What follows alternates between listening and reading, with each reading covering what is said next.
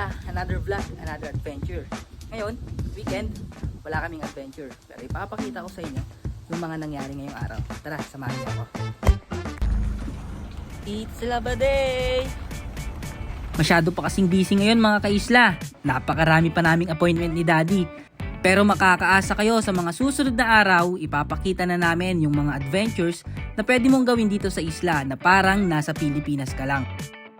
Kaya ito, tamang laba lang at tamang kuha lang ng mga labahin muna. Pero sa susunod, adventure na naman ang ipapakita namin sa inyo.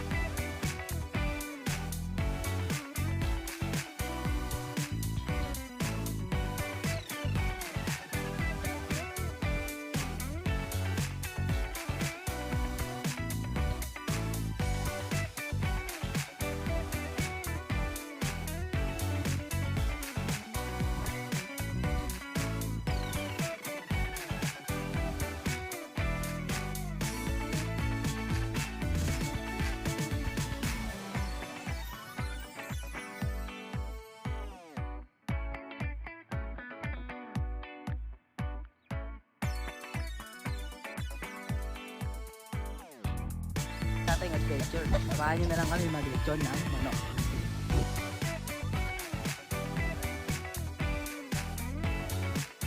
Kaya naman ito, tinatali na ni Daddy para malechon na agad. Nakatay na pala namin yan kanina pa, nakapamili na kami.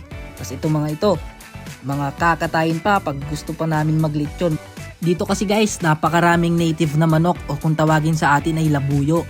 Na pwedeng gawing tinola at lalo na sa lechon syempre. Yan dito, lechonan time na, tamang ikot-ikot lang. Dalawahan na nga agad para mabilis. So ito na ang finished product.